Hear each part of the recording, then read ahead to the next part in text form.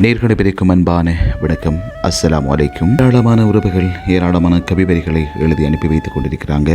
அவங்களுடைய கவிவரிகளையும் இணைத்துக் கொள்ள காத்திருக்கின்றேன். துணை இல்லாமல் வாழ்வது எவ்வளவு கஷ்டம் என்று ஒவ்வொரு நாளும் உணர்த்தி செல்கிறது இந்த வாழ்க்கை. எனக்கு அம்மா அப்பா கிடையாது. அண்ணன் தம்பி அவர்கள் தான் மாப்பிள்ளை பார்த்து திருமணம் செய்து வைத்தார்கள். வாழ்க்கை கொஞ்ச காலமா நன்றாகத்தான் போய்கொண்டிருந்தது.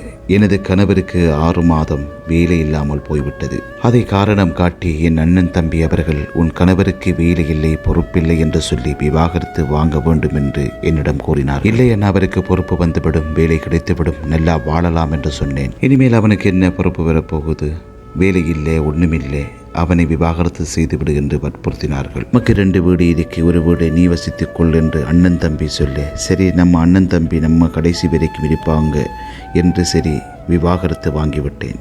ஒரு பக்கம் தன் வீட்டுக்காரரோடு சேர்ந்து வாழ வேண்டும் என்று இருந்தது. இன்னொரு பக்கம் சரி அண்ணன் தம்பி இருக்கிறார்கள், நமக்கு எந்த பிரச்சனையும் இல்லை என்று நினைத்து விட்டேன்.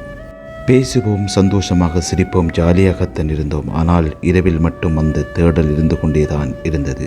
என்னுடைய அண்ணன் தம்பி அவர்களுக்கு திருமணமாகிவிட்டது. அவர்களுடைய நடவடிக்கை வேறு மாதிரியாக இருந்தது. அவர்கள் வெளியே போய் என்று செல்வதற்கு முன்னே நான் வீட்டை விட்டு வெளியே சென்று விட்டேன். வீட்டை விட்டு வெளியே வரும்போது கூட எங்கே போகின்றாய், இங்கே இரு என்று ஒரு வார்த்தை கூட சொல்லவில்லை. 10 வருடங்கள் கழித்தும் சரி கணவரோடு வாழலாம் என்று நினைக்கும் போது அவருக்கு வேறு பெண்ணுடன் திருமணமாகிவிட்டது. நான் அண்ணன் தம்பி பேச்சை கேட்டு அவசரப்பட்டு முடிவெடுத்து விட்டோமோ என்று எனக்கு இப்போதுதான் தோணுகிறது. நான் இப்போது சம்பாதிக்கின்றேன், ஆனால் சம்பாதித்தும் என்ன பயன்? தனிமைதான். தனிமையாக வாழ்வது எவ்வளவு கொடுமையானது என்று தனிமையில் வாழ்பவர்களுக்கு மட்டுமே தெரியும். நான் ஒவ்வொரு நாளும் அந்த வேதனையை அனுபவித்துக் கொண்டிருக்கின்றேன். ஒவ்வொரு முடிவெடுக்கும் போது 1000 முறை யோசியுங்கள்.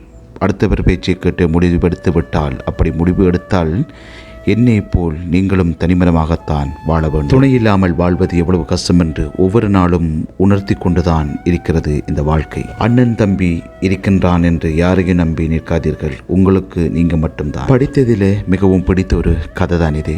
மற்றொரு கதையோடு உங்களை சந்திக்கும் வரை உங்களிடமிருந்து விடைபெற்றுச் செல்லும் நான் என்றும் உங்கள் அன்பு நண்பன் சாலிஹின்.